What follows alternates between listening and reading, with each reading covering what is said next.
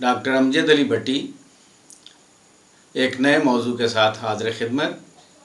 हमारा आज का मौजू है हकीकी तब्दीली का ख्वाब और आवाम की हालत ज़ार।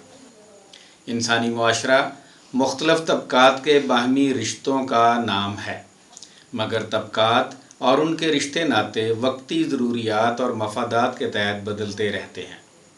कहा जाता है कि जैसी मुआशरे की हालत होगी वैसे ही अफ़कार, ख़यालात, नज़रियात और अक़ायद जन्म लेते हैं। यानी लोगों की सोच उनकी बूदोबाश के मुताबिक होती है। शायद इसीलिए हमारा हुक्मरान टोला हमें हकीकी तब्दीली की तरफ सफ़र करने से दूर रखने के हर हरबे का इस्तेमाल करता रहता है।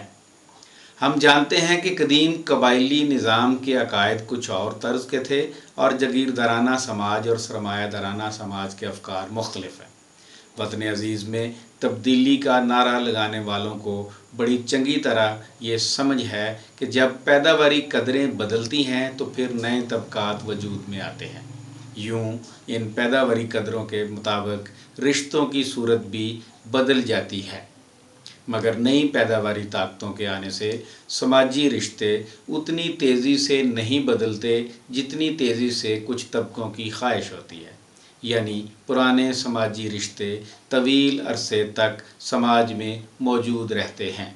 यूँ समाज में बहरानी सूरत हाल का पैदा होना लाजम है।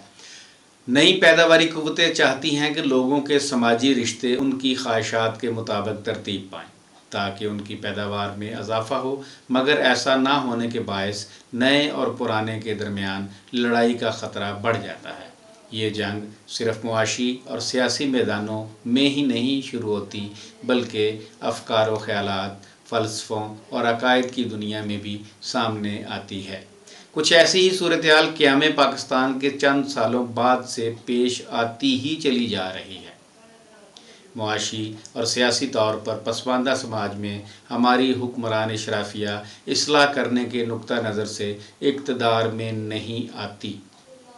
उनके पेश नज़र अवामी फ़लाह का कोई मंसूबा या प्लानिंग भी नहीं होती, बल्कि उनका मकसद सिर्फ लूट मार करना होता है। इसीलिए उन्होंने अपने मफादात के तहफ़्फ़ुज़ के लिए जो मुनासिब समझते हैं वो करते हैं।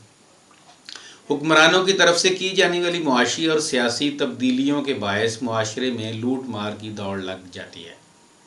अंग्रेज़ों के कासा लेसों के मुआशी और सियासी गलबे के बायस समाजी ढांचा मुकम्मल तौर पर तबाह हो चुका है।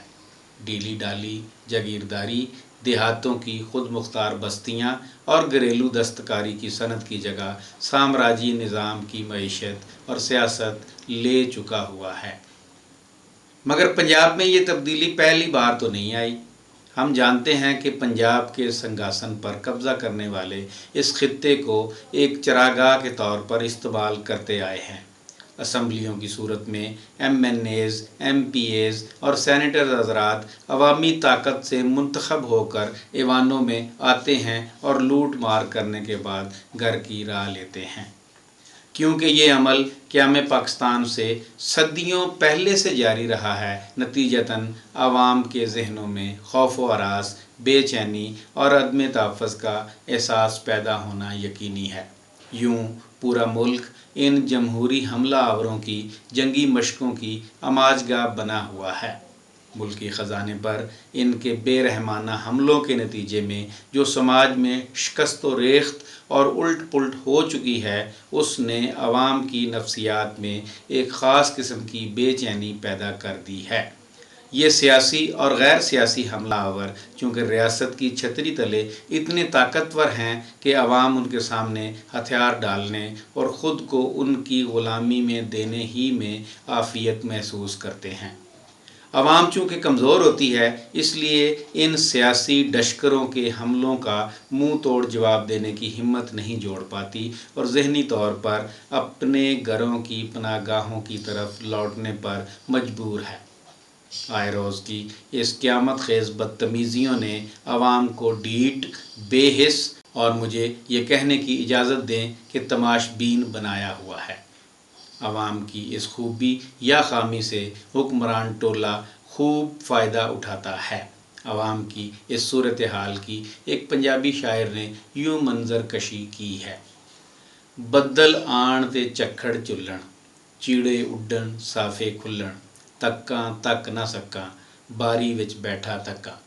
میلی ہوئی چادر چٹی، گلی گلی نی اڈدی مٹی، پھکاں پھک نہ سکاں باری وچ بیٹھا تکاں۔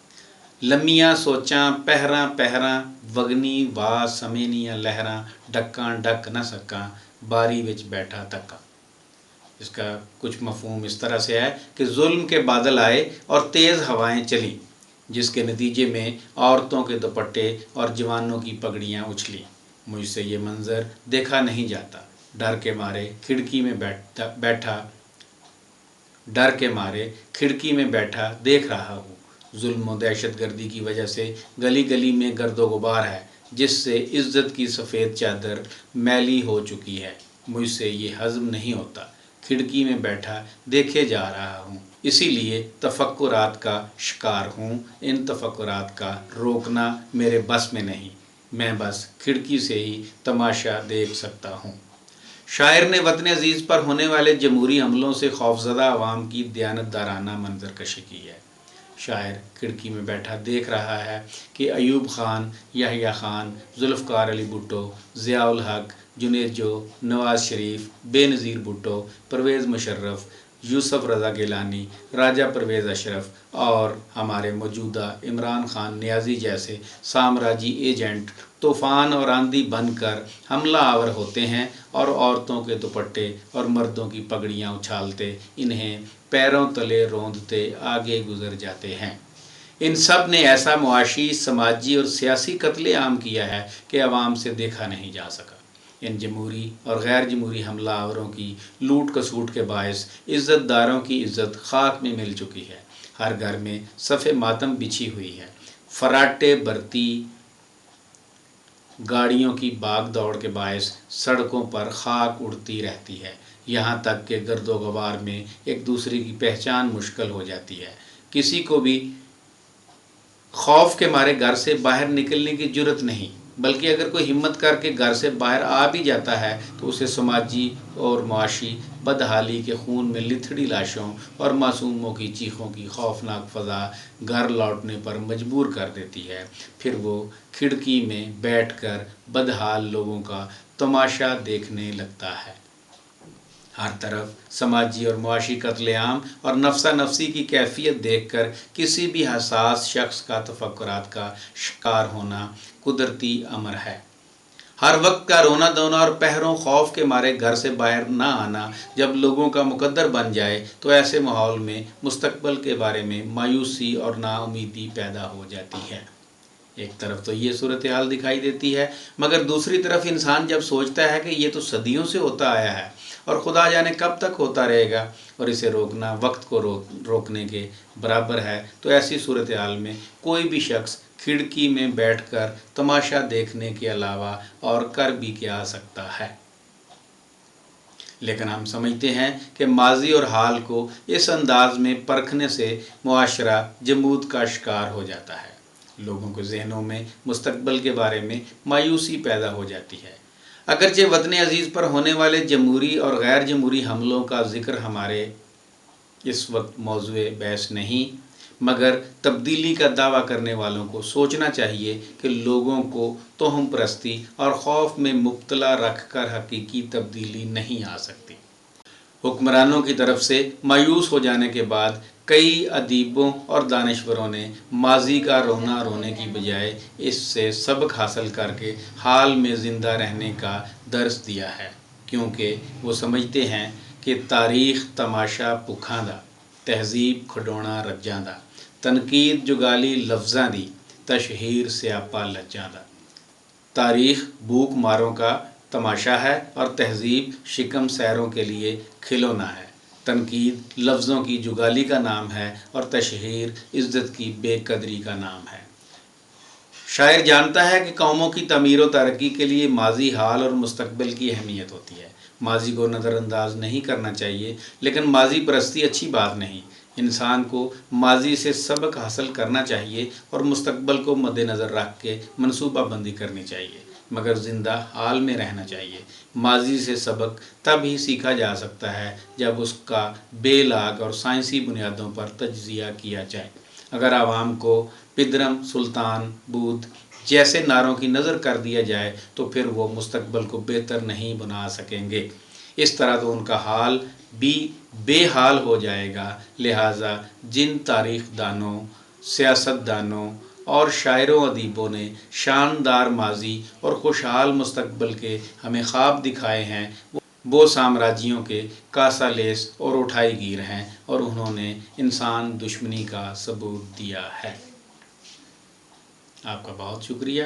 عام نیکی کریں اور لوگوں کو عام نیکی کرنے کی ترغیب دیں۔